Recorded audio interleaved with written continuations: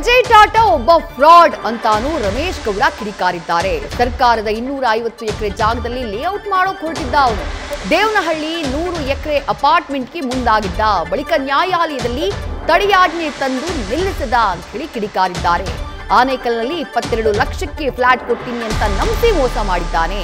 ಈತನ ವಿರುದ್ಧ 141 ಎಫ್ಐಆರ್ಗಳಿದ್ದಾವೆ. ಹೈಕೋರ್ಟ್ನಲ್ಲೂ ಉದ್ಯಮಿ ವಿಜಯ್ ಟಾಟಾ ವಿರುದ್ಧ ಕೇಸ್ಗಳಿದ್ದಾವೆ ಅಂತ ಹೇಳಿ ರಮೇಶ್ ಗೌಡ ಆರೋಪಿಸಿದ್ದಾರೆ. ಫ್ರಾಡ್ ಅಂತ ನನ್ಗೆ ಇವಾಗ ಗೊತ್ತಾಗಿದ್ದು, ನಂಗೆ ಗೊತ್ತಿರಲಿಲ್ಲ. ಬೇಕಾದ್ರೆ ನನ್ನ ಫೋನು 5 ವರ್ಷದಿಂದ ಇದೆ.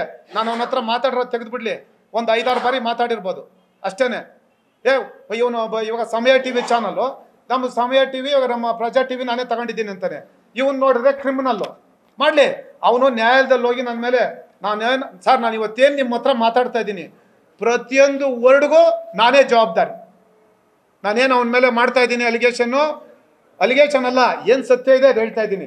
ಹೇಳ್ದ ಮೊನ್ನೆ ಪತ್ರಿಕಾಗೋಷ್ಠಿಯಲ್ಲಿ ಹೇಳಿದ್ದಾನೆ ಮಹಾನ್ ಭಾವ. ಏನು ಹೇಳಿದ್ದಾನೆ, ನನ್ನ ಮೇಲೆ 2 ಕಂಪ್ಲೇಂಟ್ ಇಲ್ಲ ಅಂತ ಹೇಳವನೆ. ಮಿಸ್ಟರ್ ವಿಜಯ್ ಟಾಟಾ ಅಲ್ಲ ಅವನು, ವಿಜಯ್ ತಾತ.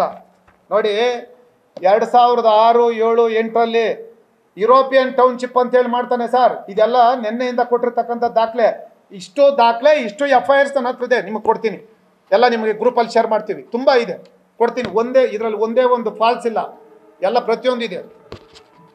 2006, 7 European township, KR ಪ್ರಮೋಳಿ, Bidralli taluk, 250 ಎಕರೆಯಲ್ಲಿ ನಾನು ಲೇಔಟ್ ಮಾಡ್ತೀನಿ ಅಂತ ಹೇಳ್ತಾನೆ ಆ ಮನುಷ್ಯ. 250 ಎಕರೆ 30-40 ಸೈಟ್ ಕೊಡ್ತೀನಿ ಅಂತ ಹೇಳ್ತಾನೆ. ಹೆಲಿಕಾಪ್ಟ್ರಲ್ಲಿ ತರಿಸ್ಬಿಟ್ಟು 2 ಹೆಲಿಕಾಪ್ಟ್ರಲ್ಲಿ ಹೂವು ಎಲ್ಲ ಹಾಕಿ ಒಂದು ಇನಾಗ್ರೇಷನ್ ಮಾಡ್ತಾನೆ. ಇನಾಗ್ರೇಷನ್ ಮಾಡಿದಂಥ ಸಂದರ್ಭದಲ್ಲಿ ಸರ್, ಆವತ್ತೇ ಬೆಂಗಳೂರು ಅಭಿವೃದ್ಧಿ ಪ್ರಾಧಿಕಾರದವರು ಒಂದು ನೋಟಿಫಿಕೇಶನ್ ಕೊಡ್ತಾರೆ, ಪೇಪರ್ ಅಡ್ವರ್ಟೈಸ್ಮೆಂಟ್ ಕೊಡ್ತಾರೆ. ಇವನ್ಯಾವನ ಫ್ರಾಡು, ಇದು ಜಾಗ ಇಲ್ಲಿಲ್ಲ, ಇವಂದು ಇರೋದು ಬರೀ 2 ಎಕರೆನ 3 ಎಕರೆನ, ಇದಕ್ಕೆ ಜನ ಯಾರು ಮರಳಾಗಬಾರ್ದು ಅಂತೇಳಿ ಬಿಡಿ, ಅದು ಕೊಡ್ತೀನಿ, ದಾಖಲೆ ಇದೆ, ಎಲ್ಲ ಪ್ರತಿಯೊಂದು ನಿಮಗೆ ಶೇರ್ ಮಾಡ್ತೀನಿ. ನ್ಯೂಸ್ ಫಸ್ಟ್, ನಿರ್ಭೀತಿಯಿಂದ ನಿಮ್ಮ ಪರವಾಗಿ.